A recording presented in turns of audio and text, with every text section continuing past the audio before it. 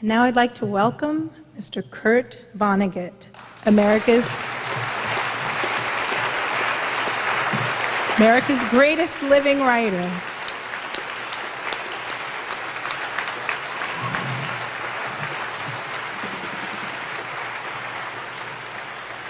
Well, this is the best of times, this is the worst of times, so what else is new? There is good news and there's bad news tonight. The bad news is that the Martians have landed in New York City and have checked in at the Waldorf. The good news is that they only eat homeless men, women, and children of all colors, and they pee gasoline.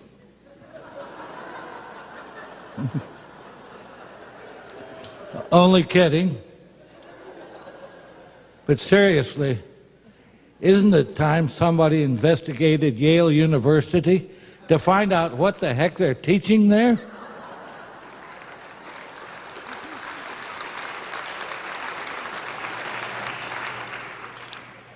We must all have behaved terribly in some other life, because we're sure as hell in hell now.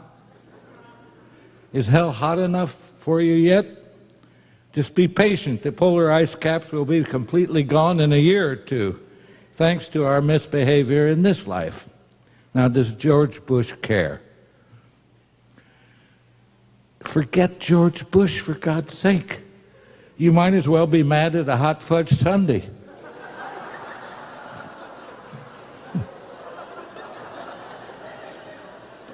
Secretary of Defense Donald Rumsfeld is the one we want to get rid of right away.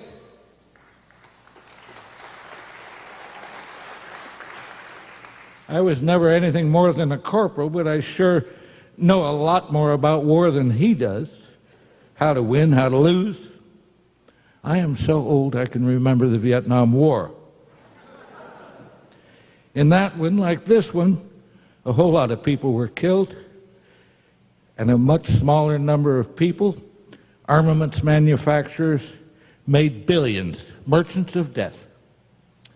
$1 million nowadays, the size of a Nobel Prize for doing something really good for the human race, is just a white chip now. And nowadays it is Donald Rumsfeld, not the hot fudge sundae, who orchestrates the distribution of death and easy money. Whence come the billions filling the pockets of so many Republicans today and tomorrow? We borrow them from the Chinese communists. My great-grandchildren will be expected to pay the communists back with compound interest. Not that there will be any jobs over here. Where did I get the idea that Ronald Reagan had overthrown communism because he was so affable? It's not true. Now, those of us who protested the Vietnam War, which didn't end until the locals kicked us out of Indochina, so peace could be restored there, we used to chant a lot when we held demonstrations, to no avail, of course. The merchants of death were making too much money. So let me give you a chant for today, while we wait for the locals in the Middle East to kick us out. It's just 2 syllables, or it's just 2 words. Now, I'd like to rehearse it if we could, but the first word is fire. And as Oliver Wendell Holmes Jr. pointed out, you cannot say, you are not protected by the First Amendment if you say fire in a crowded theater. And so, all right, I'd like to rehearse it, the first word anyway, but say it softly so as not to spread panic. Is just fire, fire, fire, fire, fire, fire. Now, when you get outside, you can yell it and attract a hell of a lot of attention. All right, and the second word is rummy. Try that, please. You can say that loud. Rummy, rummy, rummy, rummy, rummy, rummy, rummy.